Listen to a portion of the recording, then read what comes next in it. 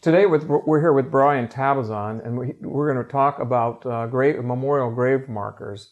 Bryan, I understand there are different types of grave markers. Can you tell us a little bit more about that? Yeah.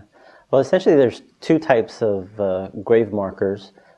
There's a flat ground marker, and then also there's an upright monument marker. Typically, most cemeteries allow the flat ground markers to be in the cemetery. And that's for care of easy maintenance and things like that? Are there reasons for that? Easier for the cemetery maintenance crews to be able to cut the lawns, maintain the grass.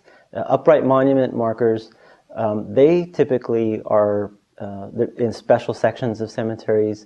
Some cemeteries allow them, but they're in certain gardens. And the maintenance with an upright monument, as you can imagine, you couldn't just run the lawnmower directly over it. So here at Rose Hills, we'd have gardens like that? Yes, we do. Yes, we do.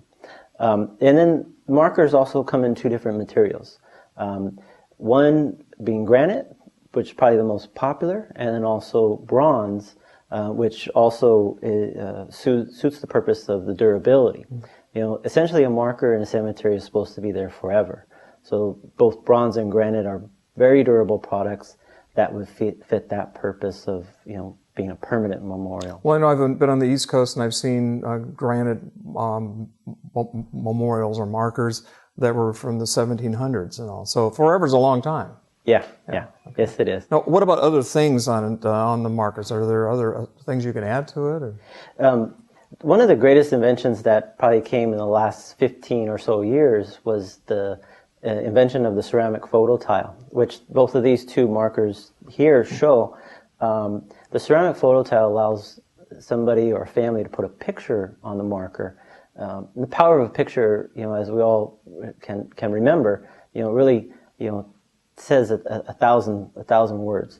In this picture here, you can see the gentleman, fishing.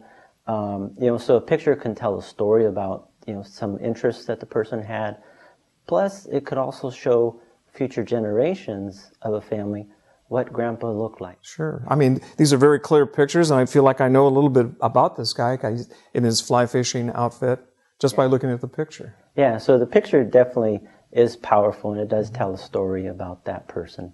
The pictures are also ceramic and durable, so they will last in the cemetery just like the granite and bronze, essentially forever. Okay, great.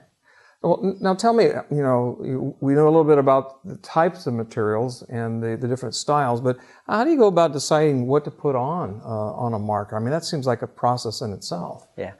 The markers themselves are typically already, for the most part, already written. You have the basic components, the person's name, the date they were born, the date that they passed. Standard stuff. Yeah. And maybe a message about the relationship that they had. Beloved mother, beloved spouse, husband or wife. So those are the basic components that you'll see common in almost all markers in the cemetery. Okay. But beyond that, it's really about what is special to you and your family or your connection to the person that you're writing about. Do you have some examples of that in your mind, your experience? When I think back about the marker that we did for my father, I think back about what my father taught me. As a child growing up, my father was also a baseball coach, and one of the things that he had as a rule was never say that you can't do something. Okay. So every time I said I can't, I had to go run a lap at practice for that. So the marker that we created for my father has a message on there that says, "Thank you for all that you taught us." Wow, that's powerful, yeah. And when we go back and we visit, we remember those stories or those times and those lessons that my father had taught us. So it's personal to us, but when we read it, it tells us something special. Wow, that's great.